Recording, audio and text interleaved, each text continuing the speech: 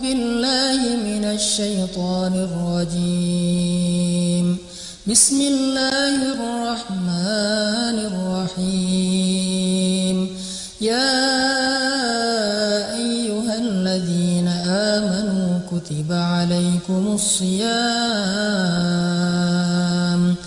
كما كتب على الذين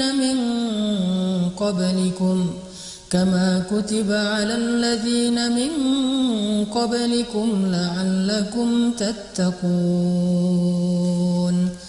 Sadaqallahul-Adzim. Assalamualaikum warahmatullahi wabarakatuh. Teman-teman sekalian, alhamdulillah ini adalah nikmat yang sangat istimewa yang Allah berikan kepada kita. Karena para ulama mengatakan Ramadan itu adalah bulan yang sangat istimewa, sehingga sebagian ulama menganalogikan, memberikan permisalan Ramadan itu di antara sekian bulan dalam satu tahun di sisi Allah, kedudukannya adalah seperti kedudukan Nabi Yusuf alaihissalam di sisi Nabi Yakub di antara saudara-saudaranya. Artinya, coba kita renungkan seberapa cintanya Nabi Yakub kepada Nabi Yusuf. Nabi Yakub itu sayang banget sama Nabi Yusuf. Saking sayangnya Nabi Yakub kepada Nabi Yusuf, sampai-sampai ketika Nabi Yusuf itu disakiti oleh saudaranya, kemudian dia harus pergi jauh dari orang tuanya, dari ayahnya, Nabi Yakub itu sampai buta karena menangisi Nabi Yusuf alaihissalam. Saking sayangnya Nabi Yakub kepada Nabi Yusuf. Dan kalau kita baca cerita ketika Nabi Yusuf mengirim pakaian beliau kepada Nabi Yakub melalui saudara-saudaranya, ketika sampai kepada Nabi Yakub mengatakan, "Aku mencium aroma putraku Yusuf."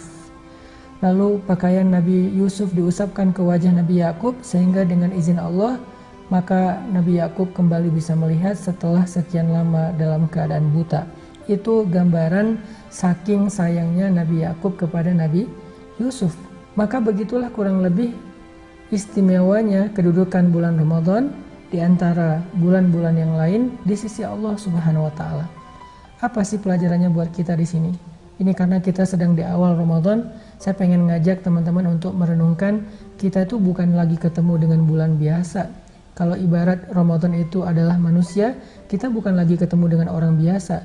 Tetapi kita lagi ketemu dengan seorang tamu yang sangat istimewa dan dia yang paling disayang oleh pencipta alam semesta. Sehingga siapapun yang memuliakan tamu ini, kemudian menjadi teman dekat tamu ini, bersahabat dengan tamu ini, maka dia juga akan menjadi orang yang sangat istimewa di sisi Allah Subhanahu wa taala.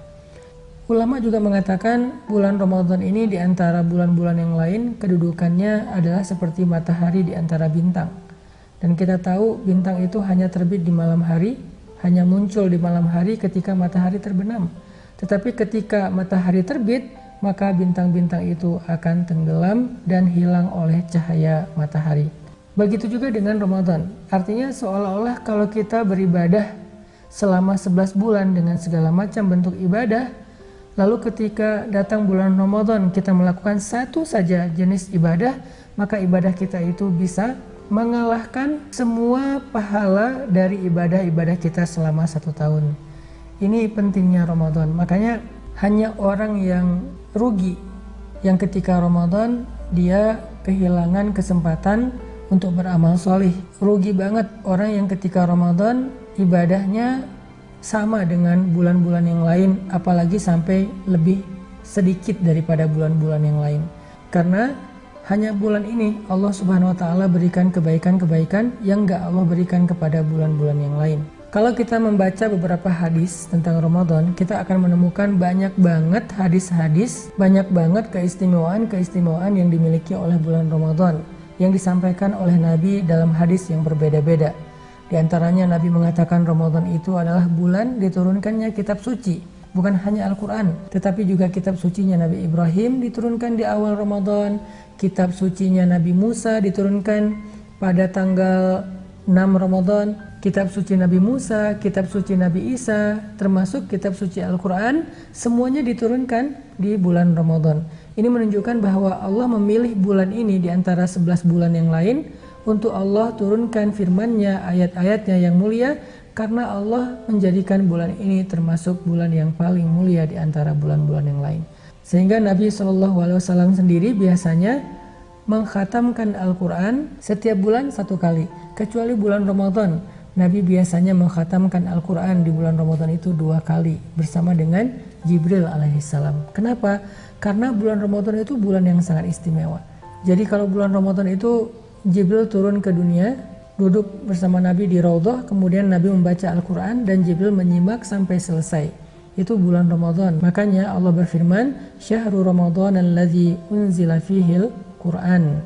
Bulan Ramadan, bulan yang di dalamnya Allah turunkan Al-Quran. Ulama juga mengatakan dari hadis-hadis Nabi bahwa bulan Ramadan itu bulan ampunan dosa dan bulan dibebaskannya dari api neraka.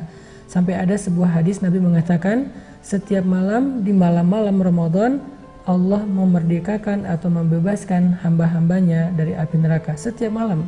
Kebayang gak teman-teman, berapa orang setiap malam di malam-malam Ramadan yang Allah panggil namanya, walaupun kita gak mendengar, tetapi malaikat yang akan menjadi saksi karena malaikat mendengar. Allah panggil namanya, nama yang ada di KTP-nya. Dan Allah katakan, Fulan bin Fulan, Fulanah bintu Fulan, dijamin terbebas dari api neraka. Itu adalah kemenangan yang luar biasa.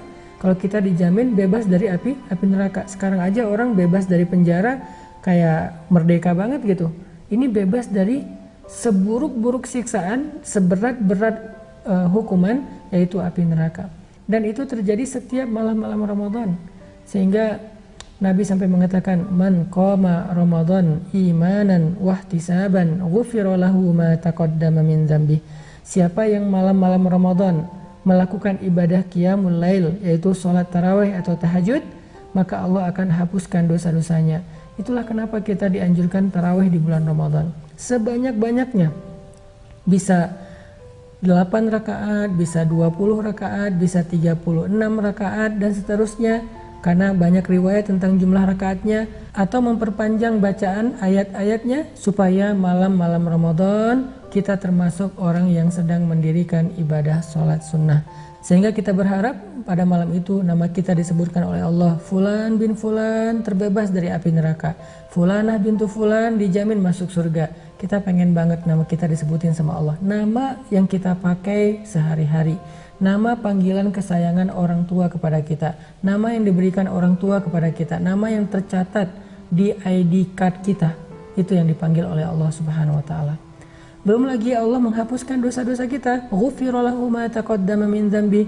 Dia pernah begini, aku maafkan. Dia pernah lupa ini, aku maafkan. Dia pernah melakukan kesalahan ini, aku maafkan. Setiap malam. Bahkan dalam riwayat yang lain, Nabi mengatakan bukan hanya pada malam hari, tetapi pada saat berbuka. Itu kenapa berbuka itu sesuatu yang sangat istimewa. Bukan hanya istimewa karena hilang dahaga, tetapi juga hilang dosa. Bukan hanya ketika berbuka kita bisa merasa puas dengan makanan, tetapi kita juga dapat berita gembira, puas, ridho, karena Allah jaminkan terbebas dari api neraka. Mudah-mudahan beberapa keistimewaan tentang bulan Ramadan yang saya sampaikan tadi bisa menjadi booster buat kita, karena ini mumpung di awal Ramadan, kita pengen kuatkan niat kita. Alhamdulillah, bismillah, tahun ini saya pengen Ramadan saya itu Ramadan yang maksimal.